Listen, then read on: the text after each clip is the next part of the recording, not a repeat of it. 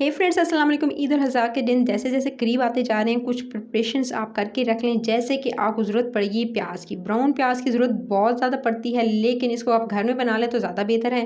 तो बिस्मिल्लाहिर्रहमानिर्रहीम, इसके लिए जो कि बिरयानी में, कौरमे में, कढ़ाई में, आप हर तरह के सालन में इसको डाल सकते हैं। तो इसको किस तरह से आपने बनाना है, तो इसके लिए आपको सबसे पहले चाहिए प्याज। मैंने लिए थे तकरीबन 4 से 5 प्याज ले लिए थे। इसी दरमियानी साइज़ की 4 से 5 प्याज ले लीजिएगा और रेड वाले लीजिएगा, जिस तरह का आप कलर देख रहे हैं। इससे ज़्यादा अच्छे क्रिस्पी क्रंची जो है आपके प्याज बनते हैं, सौगी नहीं होंगे, आपस में नहीं जुड़ेंगे।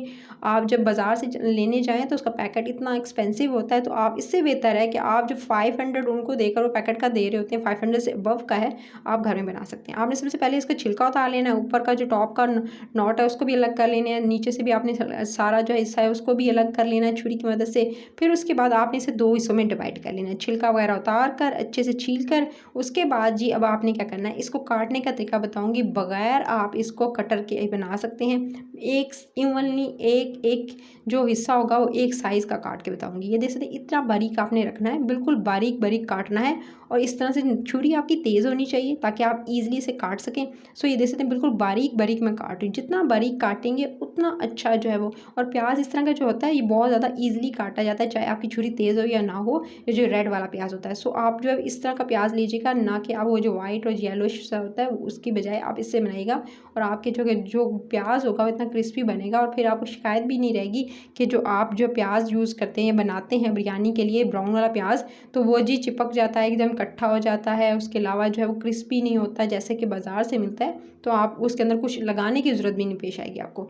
सिंपल मैंने बारीक बारीक जो है इस तरह से प्याज को काट लिया है, और 4 प्याज मैं काटूंगी इसी तरह से। एक आपको काट के दिखा रही हूँ, बिल्कुल बारीक बारीक दे सकते इवनली, बिल्कुल आपको ऐसे नज़र आ रहा है दूसरे हिस्से से छुरी से कि कितना बारीक है ये। जी मैंने चारों प्याज काट लिए थे, और काट लेने के बाद इसको फिर आपने हाथों से अलग अलग कर लेना है, ताकि एक एक लच्छा एक एक जो पीस है ना प्याज का वो अलग अलग हो जाए। कुछ इस तरह से ये दे सकते हैं, कितना बारीक है। बिल्कुल इसी तरह से आपने अलग अलग कर लेना है, और एक लच्छेदार से प्याज को काटते हुए दे सकते हैं। तो चारों प्याज इसी तरह से मैंने काट लिए हैं। अभी से इतना ये बिल्कुल एकदम लग रहा है बारीक, इतना है कि इसको आप जब बनाएंगे तो इतना ही क्रिस्पी एंड क्रंची बनेगा। उसके बाद आपने सबसे पहले क्या कर लेना है, प्याज को एक तरफ करके एक बड़ा ट्रे ले लीजिएगा, एक बड़ा बर्तन या एक बड़ी जो है वो ऐसे ट्रे लेकर सेट कर लीजिएगा। उस पर आपने जी रखना है बटर पेपर रख लें, या आप जो है वो इस तरह से पेपर टॉवल रखें ताकि जो है उस पर ऑयल अब्जॉर्ब हो सके। ये पहले से काम कर लें। उसके बाद आपने ऑयल गर्म करना है, इतना गर्म करना है कि जब इसमें आप प्याज एक डालें तो ऊपर की तरफ जैसे आ जाए, तो उसका मतलब कि आपका जो ऑयल है गर्म हो चुका है। बहुत ज़्यादा गर्म नहीं चाहिए, बस इतना कि आप उसके अंदर डालते जाएँ, तो उसके बाद जो है वो प्याज एकदम ऊपर आ जाए, तो समझिए आपका टेम्परेचर परफेक्ट है।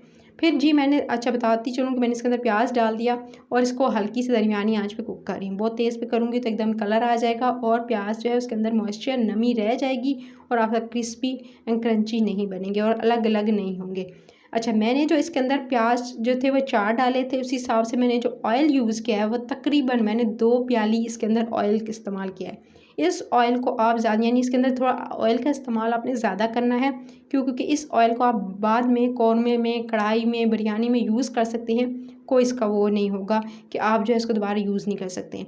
सिंपल आपने ये दे सकते हैं, जैसे इस तरह का कलर आया, 3 से 4 मिनट लगेंगे। मैं नहीं कहती कि 3 से 4 मिनट में जल्दी इंस्टेंट जो कुक हो जाएगा, नहीं। 3 से 4 मिनट में लाइट गुलाबी की तरफ जाएगा। उसके बाद जो है वो आपको तकरीबन 10 मिनट लगते हैं सारे प्रोसीजर में, लेकिन आपका सेव हो जाते हैं काफ़ी ज़्यादा मनी जो आप बाज़ार से पैकर लेकर आएंगे। सो ये जैसे इसका गोल्डन कलर आएगा, कुछ इस तरह को, कुछ आपको वाइट और कुछ गोल्डन नज़र आने लगे, तभी आपने इसे क्या करना है, आँच करनी है बंद। आँच बंद करके आपने इसको स्ट्रेनर, यानी इस तरह से स्ट्रेनर ले लीजिएगा, उसकी मदद से आपने इसको निकाल लेना है। निकाल कर पहले से आप जो मैंने आपको बताया था ट्रे रेडी कर लीजिएगा, जिस पे आप टिश्यू रख लें, टिश्यू पेपर, या आप जो है वो पेपर टॉवल रख लें। ऑलरेडी जो है वो रेडी होनी चाहिए, ताकि यहाँ से आप जो है वो इसको निकालें। यानी आपने निकाला ऑयल से, और डायरेक्टली पहले अच्छे से जो है ऑयल जो है वो इस तरह से आप जो है वो ताकि अच्छे से इसमें से निकल जाए, उस पर डायरेक्टली आपने इसको बिछा देना है। उस पर आपने जो टिश्यू पेपर सेट किए हुए थे आपने इस पर डालते जाएंगे, ताकि इसके अंदर से जो नमी है, मॉइस्चर है, वो ख़त्म हो जाए, और एकदम जो है इसको हवा लगे, और उसके बाद ये क्रिस्पी एंड क्रंची हो। इसको अलग अलग कर लेना है, आपने एकदम डालना है सारे को, सारे के सारे प्याज डालिएगा। उसके बाद हाथों की मदद से आप इसको जो पूरे पे इस तरह से फैला देना है।